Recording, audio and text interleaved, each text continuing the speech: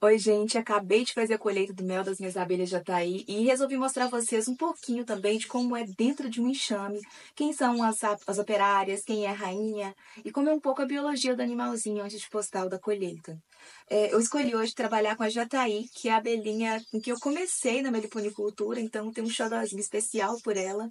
E é uma abelha ótima para quem está começando, ela nidifica super fácil.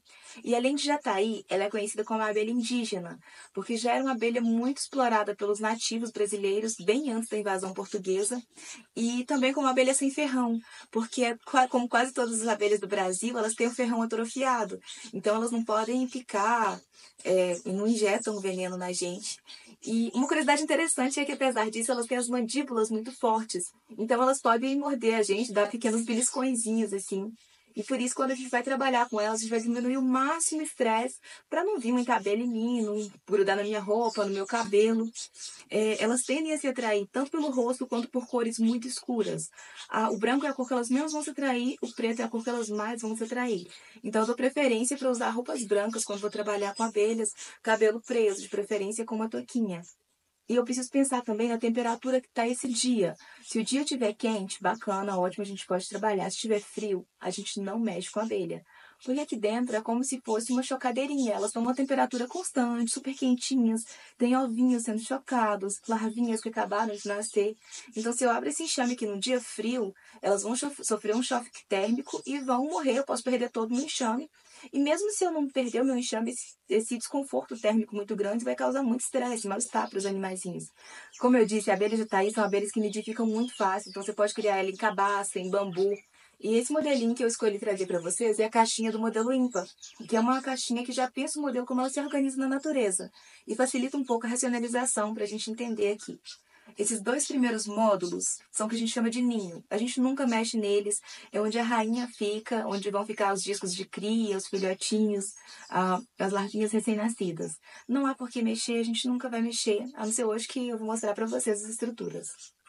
Esses dois outros módulos de cima são as melgueiras, que é uma área de interesse da gente, que é onde fica o mel e o pólen. E eu já vou mostrar também a colheita. E aqui na entrada, isso aqui é um pito. E é uma área super interessante porque elas ficam passando o feromônio, que é como se fosse um cheirinho, que vai ajudar as abelhinhas que estão chegando da natureza a se orientarem e saber onde elas devem entrar.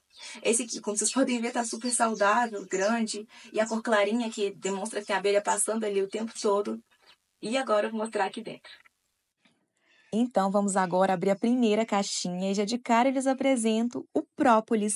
Diferente do que muita gente pensa, ele não é aquele líquido que a gente compra e que já está super diluído em álcool. O própolis puro é essa substância firme, resinosa, até porque ele é feito na maior parte por resina de plantas. A abelha só vai ali adicionar um pouquinho de enzima, um pouquinho de cera, e elas usam essa substância para tampar todas as frestas do enxame. Ele é totalmente lacrado.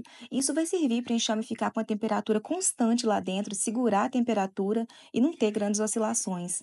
Para evitar também o ataque de insetos saqueadores, e ele tem ação antimicrobiana, então vai matar bactérias, fungos que possam vir contaminar o enxame. Tanto que a gente tem, quando tem intenção de produzir o própolis, a gente deixa essas frestas na caixinha para que elas fechem, produzam própolis e, se não for o caso, não tem necessidade. Uma dica que eu já dou aqui para vocês é colocar esse acetato na tampa antes de fechar, porque quando o própolis seca, ele fica igual um cimento e dá muito trabalho, fica muito firme. Então, coloque o acetato se você não quiser produzir própolis. Outra curiosidade super interessante é que as nossas abelhas brasileiras, elas não produzem favos de mel, elas produzem potes de mel. E a gente só sabe que está pronto para colher quando ele está totalmente fechado. Antes disso, ela não terminou de fermentar, o teor de água ainda não está adequado. Então, o momento de colher é quando você vê ele todo fechadinho. E como que eu sei a diferença do que é pólen e do que é mel?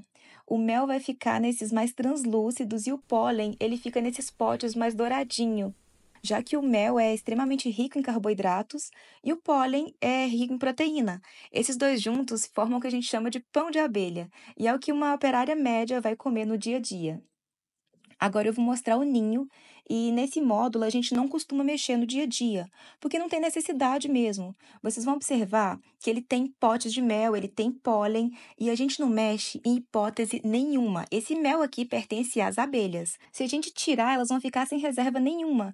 E a única razão da abelha produzir mel é estocar alimento para quando não tiver oferta de flor.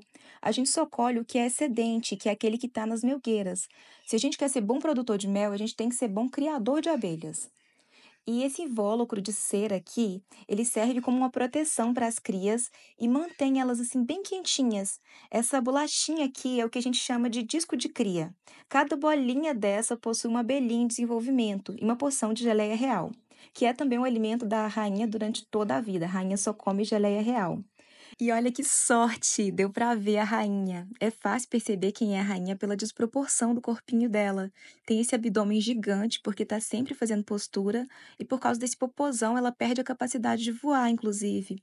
Ela é a única fêmea que bota ovos no enxame e sim, todas as operárias são filhas dela. E apesar de eu pegar ela aqui para fins didáticos, no dia a dia a gente deixa ela bem quietinha por ser muito sensível e ser o coração do nosso enxame. Assim, tem muita informação ainda para quem pretende trabalhar com abelhinhas de jataí, mas eu espero de coração que o vídeo tenha tirado algumas dúvidas e já peço seu like, o like ajuda muito o meu trabalho e te espero no próximo vídeo de como fazer a colheita do mel.